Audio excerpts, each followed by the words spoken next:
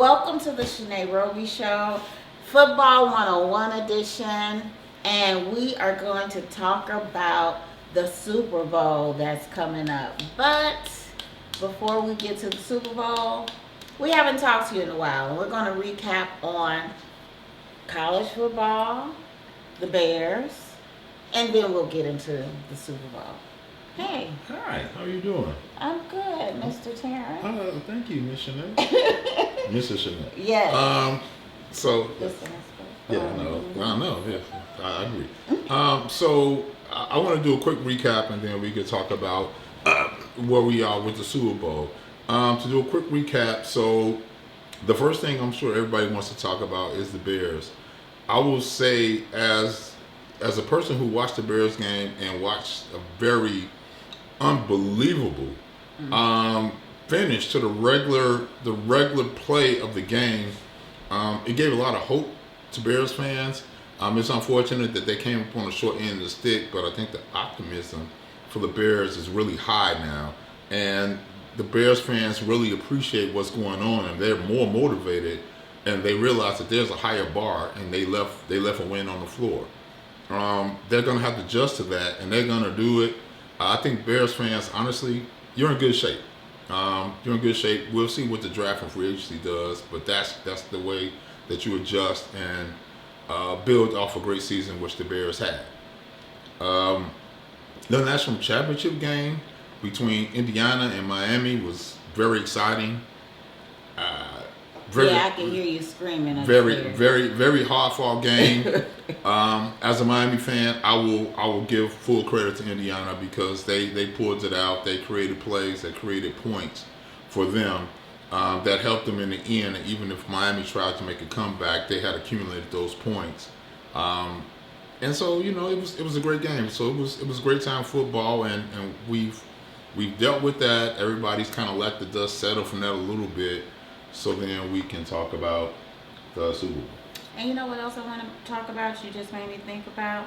I know you told me, like, for the Dallas Cowboys, where they ended, they're in a great position for the draft. But we'll come back to that. Okay. Because I think that's something that's interesting to know. Okay. But Super Bowl. Tell us about it. So with the Super Bowl, I'll do a quick Bears reference that people probably have made. You'll hear it. You'll probably hear it during the course of the game. Probably not, but you may. But the reason I bring it up is that the Patriots drafted a young guy named Drake May. This is his second year. He's already in the Super Bowl. They drafted him from North Carolina, and he's 6'4", 225. You may say that doesn't being a big deal, but then I'll say this: if you're a Bears fan, once upon a time, the Bears had a chance to wait, and they moved up to draft a quarterback from North Carolina that was 6'2" and 222. His name was Mitch Trubisky. Oh, I remember that name. Yeah, they do too, but they don't want to talk about it anymore. But the reason that's relevant is that you take chances, and one team can take a chance and it doesn't work out, and another team takes a chance, and then year two, this guy has you in the Super Bowl. So I thought I want to bring it up because what you're going to hear a lot about, anytime Drake May throws a great pass, they're going to talk about, man, Tom Brady. Yeah, he reminds me, he gives me shades of Tom Brady. They're not going to Mitch Trubisky. And also, another thing that I was thinking about, just going on a tangent for a second. Mm-hmm. Take us there. Okay, cool. Got it. I'm glad you said that. I'm curious to see, because I remember once upon a time when Kansas City was doing a great playoff run, and you had a great offensive player that was dating someone that was a celebrity that they showed her every time you had. I'm not gonna say her name, but it was the guy. It was Taylor Swift. Will there be the same energy if Cardi B shows up to the game and Stephon Diggs makes a touchdown catch and does a dance? Will they show him? Keep that in mind. Okay, you went somewhere. Will they show her, or him and her? Correct, because they show Taylor Swift a lot. So you're saying keep the same energy. Just pay attention. Yeah. But it's a game. But in regards to the game, I think these are two teams that come from different places. Both teams had to be both teams were rebuilt, and they were rebuilt through the draft, and they were rebuilt through free agency as well. There's a guy who plays on the Seahawks that was a long-time Dallas guy. This is his first year, DeMarcus Lawrence. This is his first time in a Super Bowl. DeMarcus Lawrence this is his first year, and he was excited to go somewhere different because he's saying, I want to compete. He gets a chance to compete. That's great. You also have the quarterback for the Seahawks named Sam Darnold that was like, I want to say either number 1 or number 2 when he was drafted. They considered him not really helpful. He got traded around to a bunch of teams, and now he's going into a Super Bowl against a guy that it's his second year.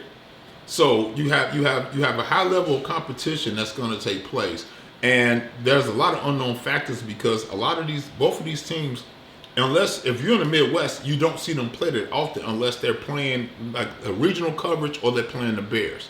So I think. What do you mean? Well, it's based on coverage. You got Seattle that's on the West Coast, and then you got New England that's on the East Coast. The West Coast games typically come on much later. Gotcha. So you don't get a chance to see them unless they're playing a regional team. Even if they're playing, they're gonna give you regional coverage. So you don't get a lot of chance to see this. So a lot of people are gonna be discovering this, guys, and I think from a professional and also a financial aspect, that this will give a lot of guys a chance to shine. Really? So both of these teams give them a chance to shine nationwide, yes, or a chance to shine because they've always been the underdogs and they're coming out with their. What I'm saying is they get a chance to shine nationwide. Because, and I'll put this in perspective, and let's see, just follow me for a second. Okay. The last time the Seattle Seahawks they were playing the Super Bowl. Russell Wilson was not dating Sierra. Marshawn Lynch was still in the squad. Yeah, I remember that. DK Metcalf that plays for the Pittsburgh Steelers was still there. He was young. They still had the Legion of Boom. Richard Sherman that was on their squad is now an announcer. It's been a little while. Okay, that's just them. And that's a long time in football years. Yes. More than 1 year is it's a long time. More than 1 year is too long. Yeah. Yeah, and then you also have the New England Patriots. Every time they talk about the New England Patriots, guess what name they're going to say first? Oh, that person. Yeah, that person. I won't say the name. They're going to talk about that. But what's the name? Tom Brady. Okay. And he if he don't announce, he's going to be in the booth somewhere, and every time somebody from New England does something great, they're going to show him. Excuse me. But that's what it is. And then New England team is totally revamped.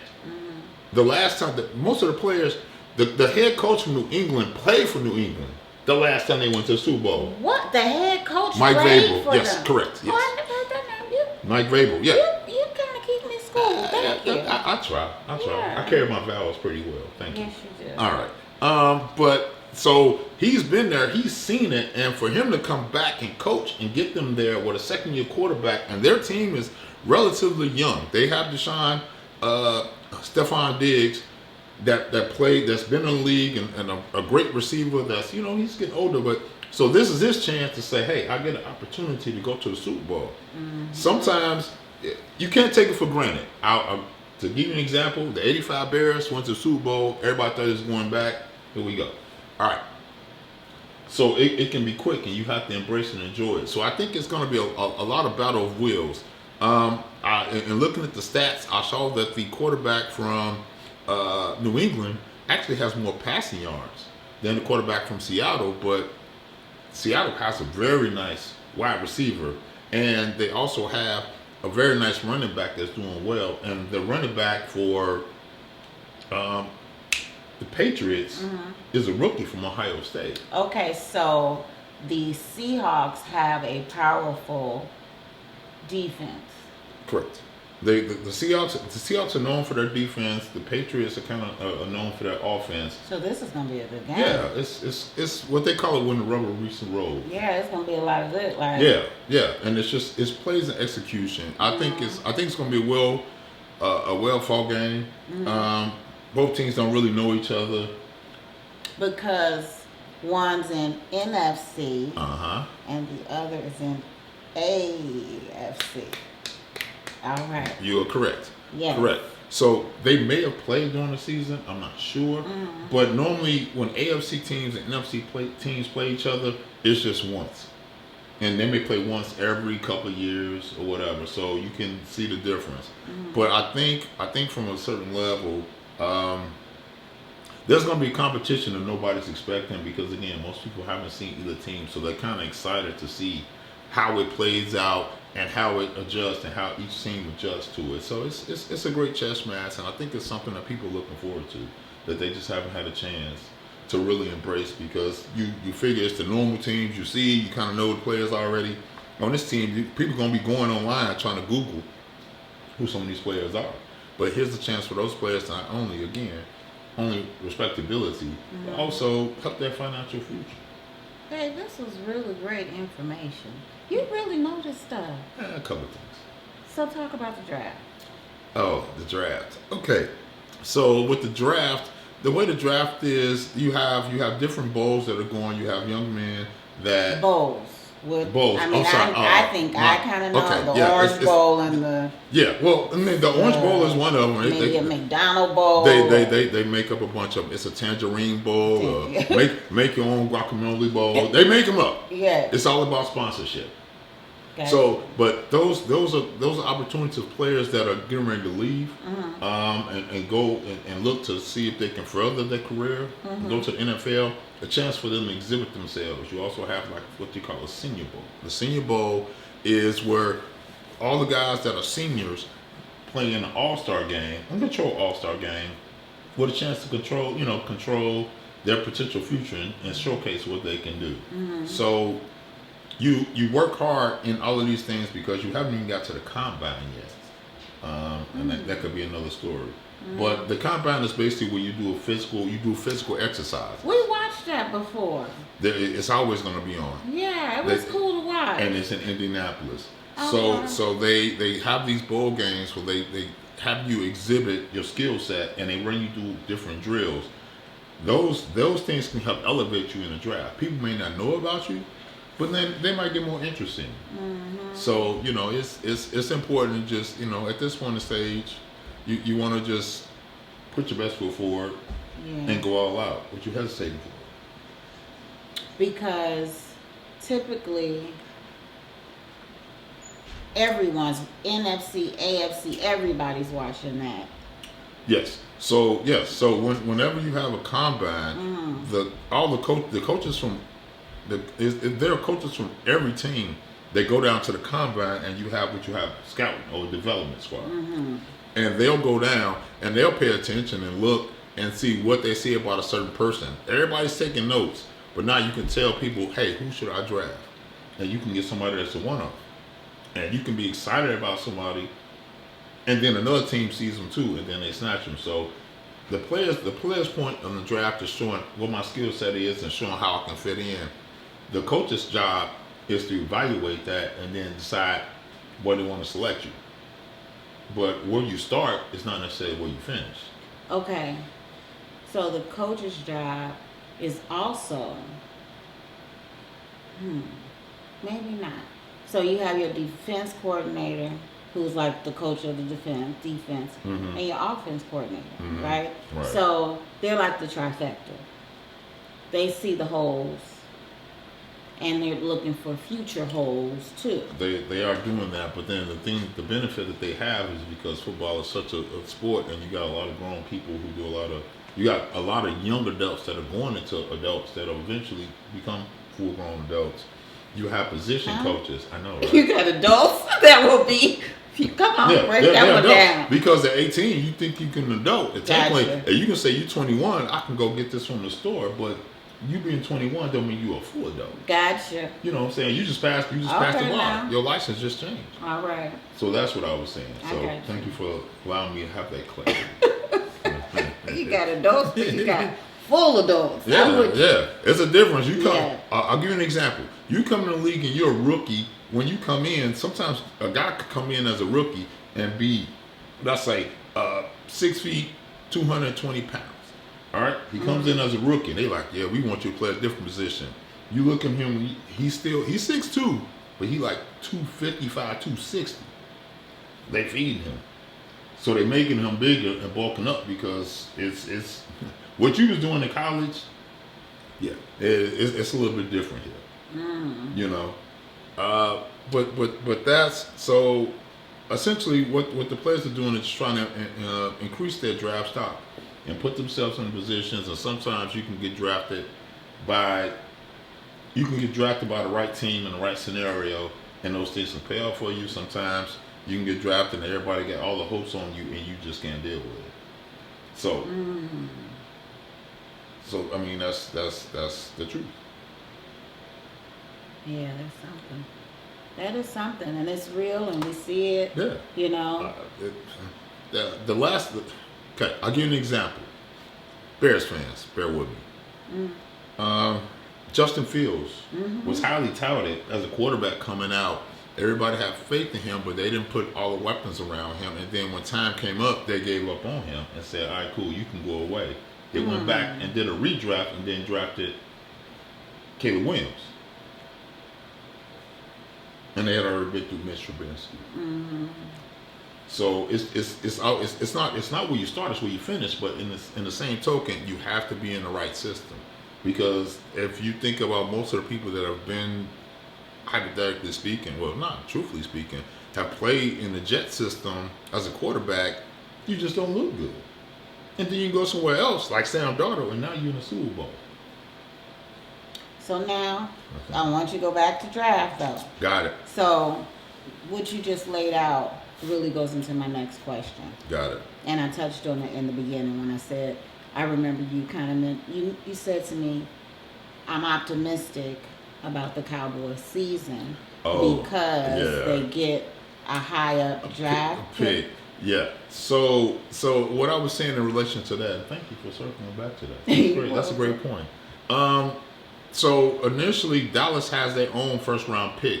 They gave up a very, very elite defensive player, Michael Parsons, for their reasons. And so in turn, they acquired the first round pick from the Packers for the next 2 years. That's yes. So yes. So Green Bay's pick in the first round this year, 2026 or 2027. Dallas owns that. You got Michael Parsons, there you go. So the reason that's relevant is because your draft picks are typically selected by the order you lose in and what your record is. Dallas was, they was good enough to be a 12th. Green Bay made the playoffs, but they lost to the Bears. If Green Bay would have won, if they'd have beat the Bears, that draft pick would have went down. Because they're like, oh, well, if you still in, then you can't have 20. Whoever lost to you got 20. When Green Bay lost, that put Dallas right at number 20. So next year, Dallas is going to have to see what happens with Green Bay, because that order, they might not get number 20. Let's say Green Bay goes to the Super Bowl, then your pick is like number 31 or 32. So that's what I was going to ask you. So picks still aren't really settled until the Super Bowl game ends. Correct. Gotcha. Well, not all the picks. The picks of everyone 1 through 29 have been selected already. Okay. That's done. Okay. I'm sorry, 1 through 30, because it's 32 teams. But 31 to 32 is still being decided, and they may have traded those picks. But everybody else is okay. Think about this. Here's a philosophy, and just think about what I just said. I said earlier. Drake May, the quarterback from New England, was the number 2 pick 2 years ago. Okay. That lets you know Green Bay was not that great 2 years ago. They wasn't mediocre. They were, I think the kids call it trash. They were trash. So they had enough, they could get higher picks. And it sets it up so that the same team's not winning over and over. So that's essentially how that happened. Now, the fact that Green Bay's in right now, they won't get to number 2 pick next year in the first round. They'll get either 31 or 32 because of their playing position. Every time a team is eliminated, they structure how they're going to be, how it's going to work for them in the draft. And the draft is typically in the fall? Well, we've been to the draft, man. We went to the draft. Let me tell you why I want to make it the fall. Because it was oddly cold outside. It was not the fall. It was the spring. It was like April. Okay, it was because like April. we were cold. We went twice. It was here 2 Yeah, years, 2 right? years, correct. Yeah. Yep. Yeah, and for both times it was oddly cold. Very cold. Yeah. Very cold, and they had everything, and we didn't care. We were still outside. Yeah. But it was a good time. But that's what it is, and they only do that for the first round. Well, the first round, for here, well, first and second round, but we only went for the first one. Yeah, we went the first day. So they only do the first and second. They do the first, not the first round. They do the first day, which is the first round. The second day is the second and third round. Everything after that is teleprompter and a phone call. So, but again, you never know. It could pan out any way. As a Cowboy fan, I can give you an example. The draft we went to, they selected Ezekiel Elliott. Yeah, your guy. That's my guy. They got him in the first round, and then in the fourth round they got Dak Prescott. Mm-hmm. Right? Yep. Okay. Ezekiel Elliott's not in the league right now. I know. He got he a running back is wear and tear. Dak Prescott is he's doing okay financially. He's doing very okay. But Ezekiel Elliott, he came in on fire. He did. He was on fire. He was, but sometimes you have wear and tear on running backs that people don't account for. So for a Bears fan, you get somebody with durability like a Walter Payton. If you got somebody that's currently to talk about somebody that's big and durable, you can talk about a Derrick Henry that plays for the Baltimore Ravens. Okay. You can get that. You can get that occasionally, but typically after a while, your best running back just wears down. And it's that's something we could talk about. Yeah. That's one of the shorter careers in football. You're correct. Your running back. Your running back, because he hoping that the dudes that's way bigger than him actually blocking it. If they just look and bend down for a cheese sandwich, then he's not going to be around a long time. It happens all the time. You have I can give some examples really quick. You can have a Todd Gurley that was one of the elite running backs in the league that played for the Rams, and then he started getting knee injuries, and they added up, and by 26 he was out of the league. I got another question.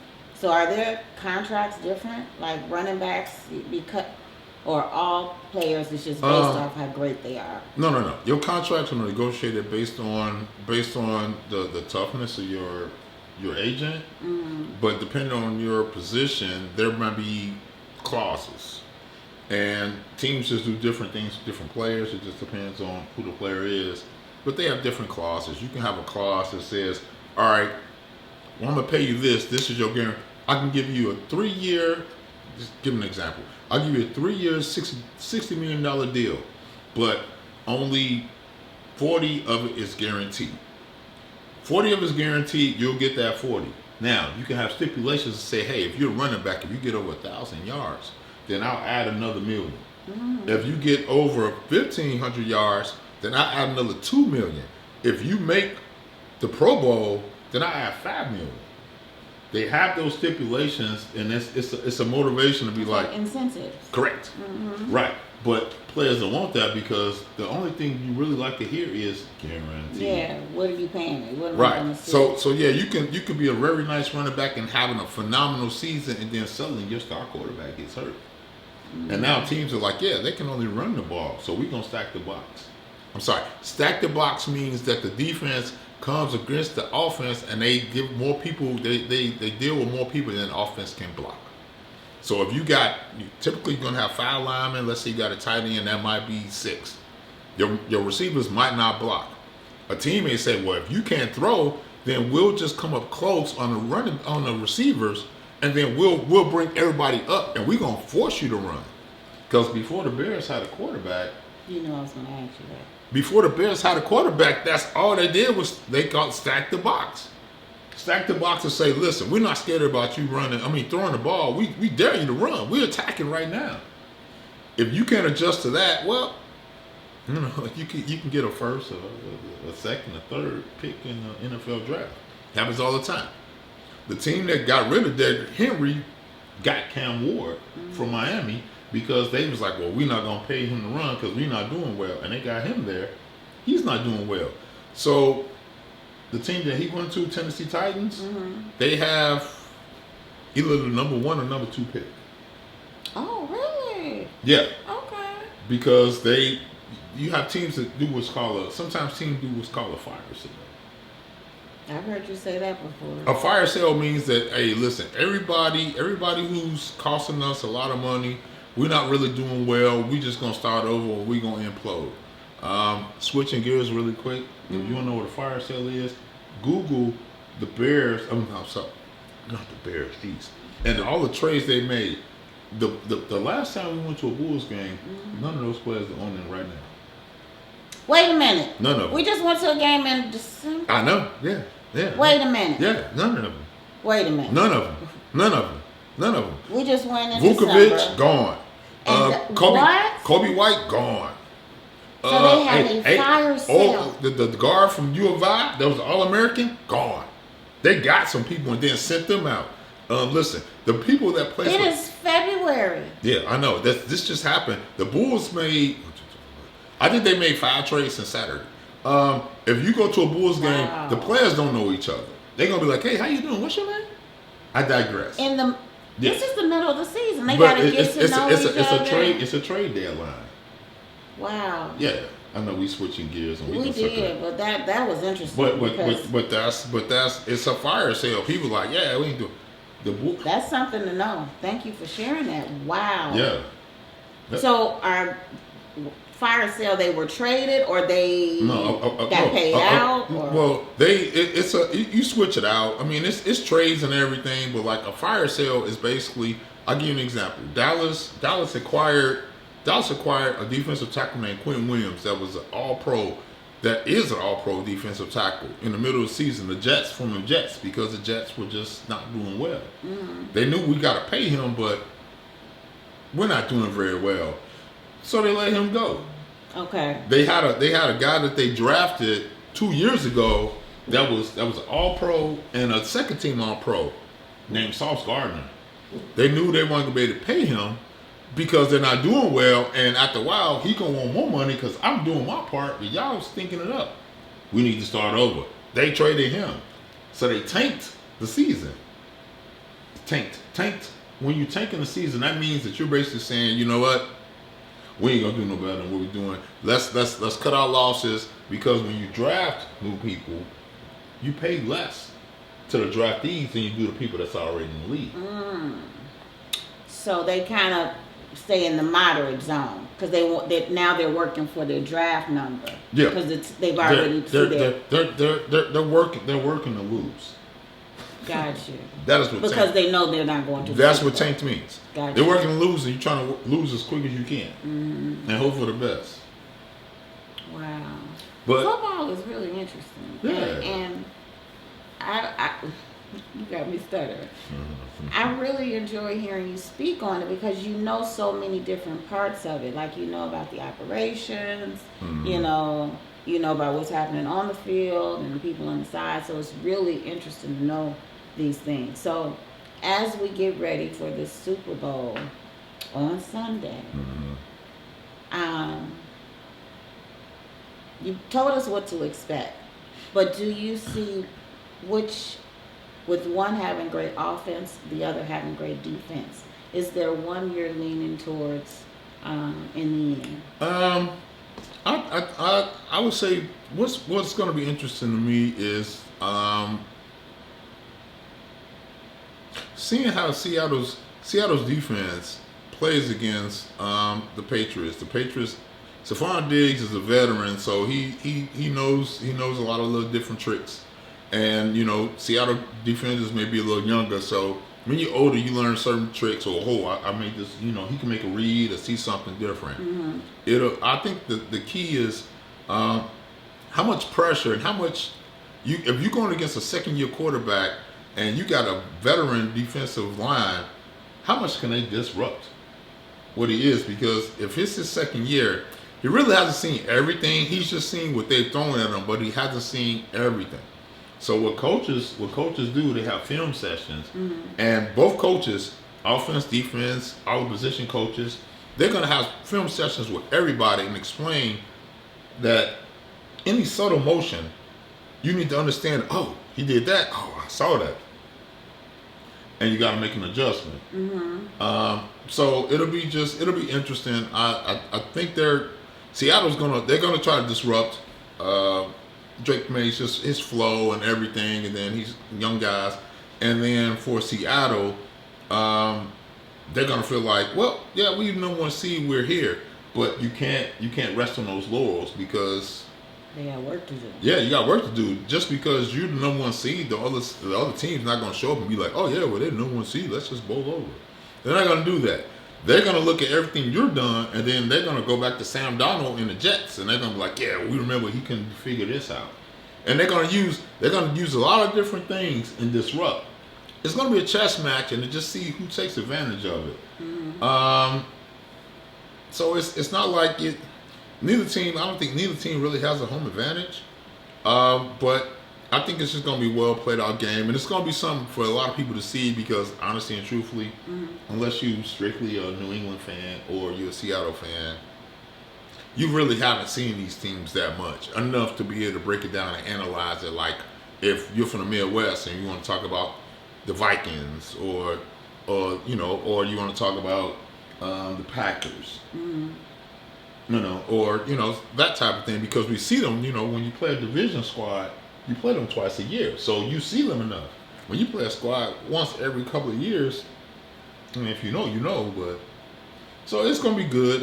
Again, it's gonna be a great opportunity, and remember that every time you play in the NFL, you're playing for opportunity to make more money. Hey, now I got a fun fact as we end things. I mean, actually, you may know this. You're good at trivia and our trivia. Here we go. So my starter coat in high school, what team was it? Oh, back in the day? Yeah, in high school. Oakland Raiders. No, it's the Seattle Seahawks. I didn't go to school with you. But we talked about it. Okay. So yes, I'm excited because of my starter coat. Okay, well, thank you for the starter coat reference. You learn something every day. Yes. But no, that's good to know. Where's it at now? I don't know. Somebody got it on somewhere else. I know. Yeah. Probably in the landfill it's not supposed to be in. Yeah, dissolving somewhere. But good luck to you and the Seahawks and your Seahawks coach. Thank you, babe. Thanks for joining us. Thank you for having me. This was really, really great. Great information. You explained it so well. And I'm excited to see the Super Bowl. I know. Yes. Me too. So we'll see how it goes. I think it's going to be a good game. I'm excited. I'll just say this. I don't know anything about Bad Bunny, but the fact that he's from Puerto Rico and he won a Grammy and he's getting a chance to perform, I hope he does exceptionally well. Nice. I really do. Nice. Thank you, guys. Get ready. Have your snacks and your whatever you want, and have a wonderful Super Bowl Sunday. Bye-bye.